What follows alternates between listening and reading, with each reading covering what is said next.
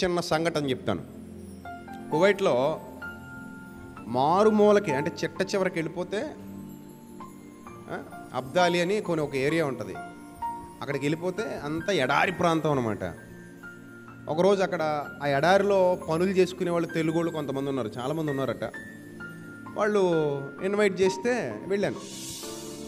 పాపం వాళ్ళకి బాగా ఎక్కడో ఉంటారు, సిటీకి చాలా దూరం అనమాట వాళ్ళు ఉండేది, బాగా దూరం.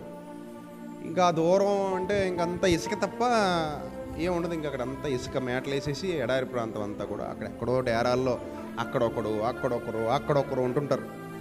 వీళ్ళందరూ ఏదో ఒక టైంలో ఏకమై ఒక చోట కూడుకుంటారు అనమాట. సో అలా ఒక తోటలో, ఒక ఖర్జూరం తోటలో అనుకుంటాను, వాళ్ళందరూ చిన్న షెడ్ ఉంది, అక్కడ వాళ్ళు ఆరాధన జరుపుకుంటారు. సో నేను ఇన్వైట్ చేస్తే వెళ్ళేసరికి సగం దూరం వెళ్ళేసరికి ఇసుక తుఫాను మొదలైంది. ఫస్ట్ టైం ఇసుక తుఫాను చూడటం, ఫస్ట్ టైం. గాల్లోంచి చినుకులు పడినట్టు ఇసుక పడుద్ది, మొత్తం కప్పేస్తుంది, కారుని కొడుతుంది, టక్క టక్క టక్క టక్క ఇసుక రేణువులు వచ్చి కొడుతున్నాయి, ఆకాశం అంతా ఇసుక కమ్మేసి ఉంది. ఫస్ట్ టైం చూడటం ఫస్ట్ బాగానే అనిపించింది, బాగుందిరా భలే ఉంది ఇసుక చూస్తున్నామని చెప్పేసి బాగానే అనిపించింది ఫస్ట్. కొంచెం దూరం దాని లోపలికి వెళ్ళేసరికి కళ్ళు కనబడట్లా, ఎదురొచ్చే కార్లు తెలీదు, పక్కన వచ్చే కారు తెలీదు, వర్షం చితక్కుట్టేస్తుంటే ఎలా ఉంటుందో అది పరిస్థితి. దించితే మట్టి అయిపోతాం, అద్దాలు దించకూడదు. సో అలా వెళ్తున్నాం కారులో, ఇంక రోడ్డు కనబడట్లా, అస్సలు కనబడట్లా. నైట్ అయిపోయింది.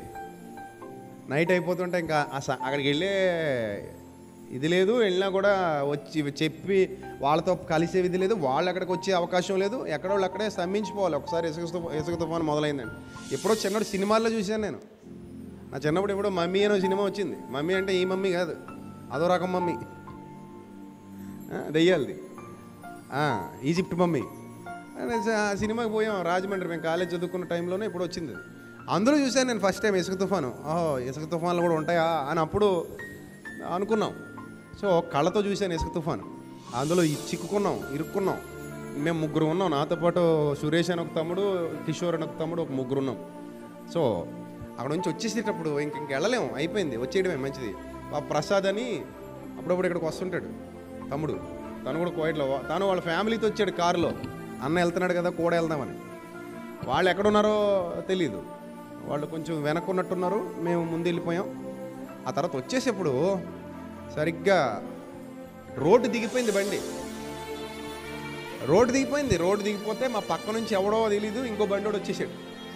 ఓడితే ఇంకెక్కడ పోతామో తెలీదు, పడితే ఎక్కడ పోతామో తెలీదు. నిజంగా దేవుని మహాకృప. నాకు అది రోడ్డు దిగిపోవడం, నేను పక్కన కూర్చున్నాను కదా, నాకు కొద్దిగా కనబడింది. డ్రైవింగ్ చేసే తమ్ముడికి కనబడలేదు. అంటే వెంటనే అలర్ట్ చేసేసరికి తొందరగా స్టీరింగ్ తిప్పేశాడు, పైకి ఎక్కేసింది. ఇలా ఒకటి సర్రని దూసుకుని వెళ్ళిపోయాడు. అది ఎంత ప్రమాదం తప్పిందంటే, ఆ ఇసుకలో ఒకప్పుడు ఏమైనా జరిగితే ఇసుకలో అయిపోతాం అనమాట, ఇంక మళ్ళీ రాం. అప్పుడు మెల్లిగా ఏదో అలా చూసుకుంటూ మెల్లిగా ఇలాగ ఏదో పెద్ద బండి వచ్చింది, బస్సు, అది అలాగే వెళ్తుంది. దాని వెనక మెల్లిగా రోడ్డు ఏం కనబడట్లా. ఫస్ట్ టైం మ్యాప్లో రోడ్డు చూసుకుని వచ్చాం. కళ్ళతో రోడ్డు చూసే పరిస్థితి లేక మ్యాప్ పెట్టుకొని, మ్యాప్లో ఎక్కడ వంకర ఉందో చూపిస్తుంది కదా, పలానా చోట వంకర వస్తుందో, పలానా చోట స్ట్రైట్గా ఉందో అనుకొని వచ్చామన్నమాట. ఈ విషయం ఎందుకు చెప్తున్నానంటే, ఎలాంటి పరిస్థితి అయినా దేవుడు మనల్ని విడువడు, ఎడబాయడు.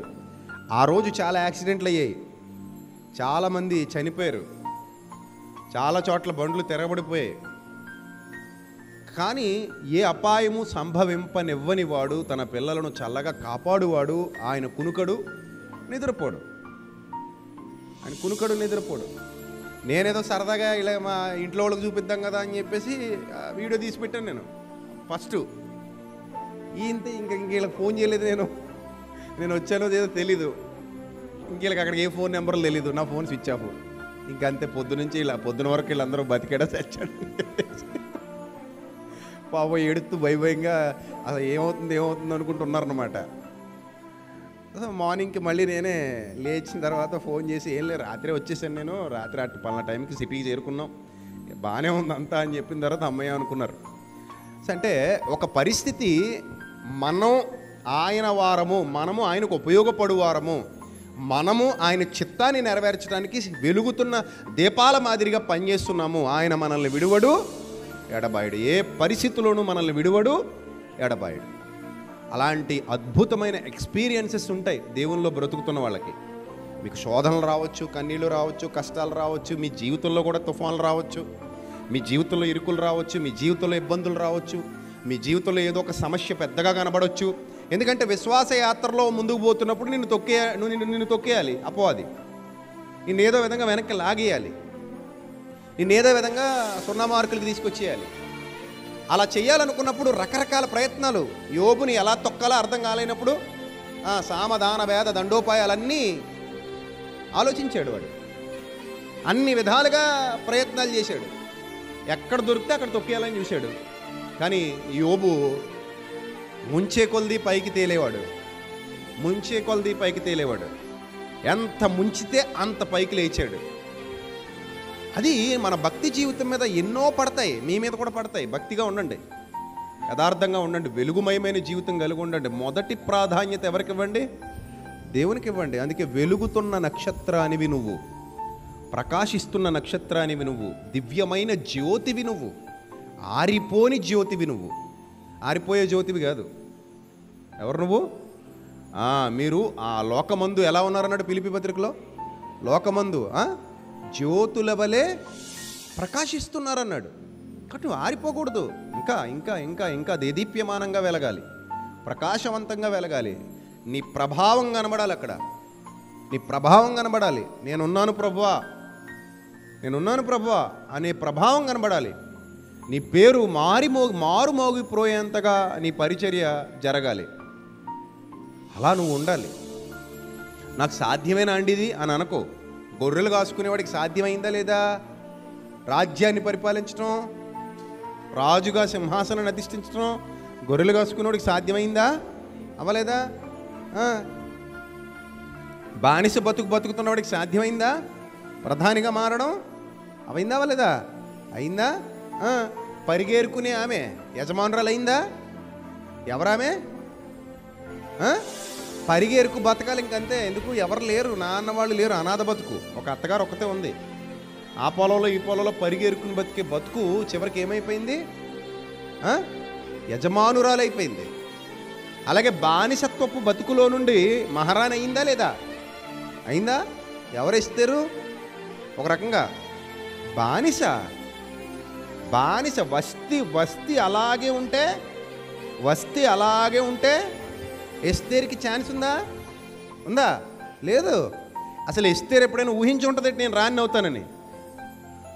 అసలు ఎప్పుడు ఎక్స్పెక్ట్ కూడా చేసి ఉండదు. ఆ అంతఃపురాన్ని ఎక్కడి నుంచో దూరం నుంచి చూసి అది అక్కడ ఏదో అంతఃపురం ఉంది, అందులో మహారాణులు ఉంటారంట, వాళ్ళు భోగభాగ్యాలతో సుఖ సంతోషాలతో ఆనందాలతో ఉంటారంట అని అనుకుని ఉండొచ్చు, అంతే తప్ప నేను అక్కడికి వెళ్తా, నేను కూడా పట్టప్రాణిని అవుతా, నేను కూడా రాజుగారి పక్కన కూర్చుంటా అనే ఆలోచనే ఎప్పుడు కూడా ఎస్తేర్కి వచ్చి ఉండదు. కానీ ఆమె భక్తిగా ఉందంతే, రూతు భక్తిగా ఉందంతే, యోసేపు ఫలించేడు కొమ్మ భక్తిగా ఉన్నాడు అంతే, దావీదు ఆయన ఇష్టానుసారుడైన మనుష్యుడు భక్తిగా ఉన్నాడు అంతే. తగిన కాలమందు దేవుడు మిమ్మల్ని హెచ్చించినట్లు ఆయన బలిష్టమైన రెక్కల క్రింద దీన మనస్సు కలిగి ఉండండి అన్నాడు. అందుకే వెలగండి, వెలుగుతూ ఉండండి. ఏ పని అయినను నీ చేతికి వచ్చిన ఏ పని అయినను నీ శక్తి లోపము లేకుండా చెయ్యుము అన్నాడు. అర్థమైందా? నీ చేతికి వచ్చిన ఏ పని అయినా సరే ఎలా చేయాలట? నీ శక్తి లోపం లేకుండా నేను ఇదే చేస్తా అని అనకూడదు. దేవుడు నీకు ఏ పని అప్పగిస్తే ఆ పని చేసుకుంటూ పోవడమే. తగిన కాలమంది ఆయన నిన్ను హెచ్చిస్తాడు. ఆయన నిన్ను హెచ్చించేంత వరకు, ఆయన నిన్ను దీవించేంత వరకు, ఆయన నిన్ను బలపరిచేంత వరకు నువ్వు అలా పనిచేస్తూ ఉండాలి. నమ్మకంగా ఉండాలి, యథార్థంగా ఉండాలి, ఆయన చెప్పిన దానికి లోబడాలి, ఆయన చెప్పిన మాట వినాలి, భక్తిగా ఉండాలి. అప్పుడు నీ బ్రతుకు నిండా పరసంబంధమైన దీవెనలు, ఆత్మ సంబంధమైన ఆశీర్వాదాలు ఆవహిస్తాయి. అవి నీ చుట్టూతా వ్యాపిస్తాయి, అవి నిన్ను బలపరుస్తాయి, స్థిరపరుస్తాయి.